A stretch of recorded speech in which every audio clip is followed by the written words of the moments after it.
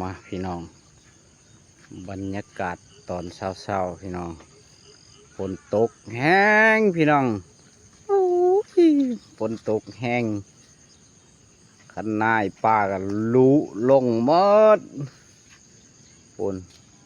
นตกแห้งน้ำกระลายขันหน้าขาดเป็นปุยโอ้ป้าก็ลกกาอยู่ปลากระเพราลงมาลกกาแต่เช้าเลยนะพี่น้องข้าวลงมาลกกาฝนตกนะฝนตกแห้งพี่น้องฝนตกหนักโอ้กาดำนาเกือบน้ำท่วมหน้าอีป้าแล้วป้ากายป้าคืองามแท้ก็มันงามเนาะคนมันงามบ่แต่งามคือเจ้าของมาพี่น้องมาลกกายามเช้ามาบรรยากาศดีเด้อพี่น้องบรรยากาศสวยงามตอนเช้าพี่น้องนี่แหละเช้าให้เช้านาพี่น้องเอ้ยฝนตกมากับพาวลงลกก็เห็ดนาทางบ้านอีป่าผลที่มาซากว่าแถวอื่นพี่น้องก็เริ่มดำนาก็นาของพี่เมียพี่น้องเอ้ยลุงลกน้ำแร่ให้ลุงลกน้ำแร่ฮะมาบ้าตื่นบ้าหากกระตึงในนี่มีไงแต่เอาไว้มีอ่ะได้มาลกกาซอยเมียนี่ดุหลายเนี่ยมันจะได้ดำหน้ากินเขานี่อ้าวมันเป็นจุกเมื่อไรเขาเหยียบเมื่อวานเนี่ยลูกเอ้ยลูกเลี้ยลูกหน่อยพี่น้องเอ้ยถือพ่อแม่ว่าเลยเห็นหน้าโศกพ่อเมียลูกหน่อยแนมหน้าบ่เห็นหลังบ่สู้กับบ่ได้กินซาวนาพี่น้องเอิ้นว่าซาวนามาพี่น้อง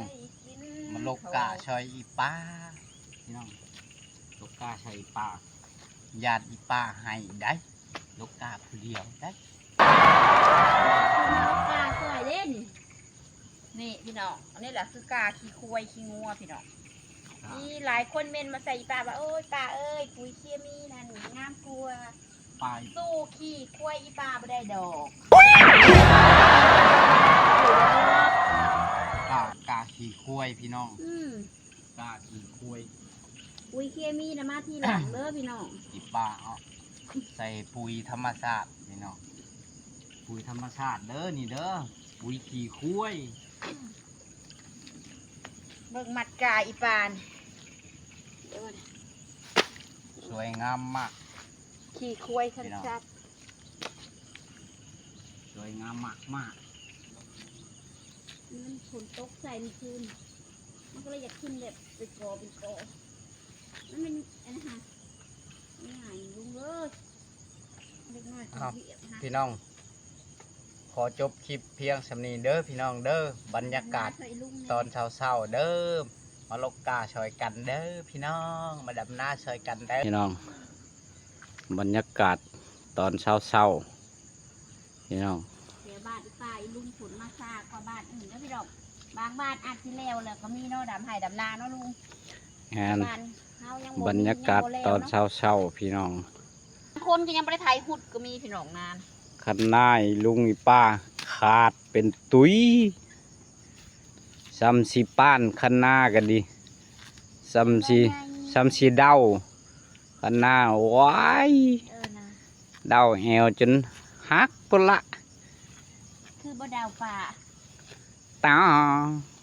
ดาวขันหน้าดาวหลุดแบบเขาโอ้ยเขาเจ้าสีเดาเก่งปันใดย่านแต่เอวเจ้าฮักบ่อยากห้องเพลงปะป้าห้องเพลงให้ฟังเลยตื่นเช้ามาอีป้ากะลงโลกาอยู่ทุ่งนาตอนเช้าอยู่นาม้วนได้การม่วนปะคนชาวนานี่กะเกิดมาเป็นชาวนากับจะเป็นดีแนวนึงพี่น้องดีคือว่าเขาไปอยู่กับไห่กับนาแบบนี้แล้วกาดำนาเขาเป็นคนชาวไห่ชาวนาพี่น้องโตดำหน้าตากระดำแต่ใจบ่ได้ดำเด้อค่ะดำจะหน้าจะจ๋าว่าไฟตัวดำลุงและ ด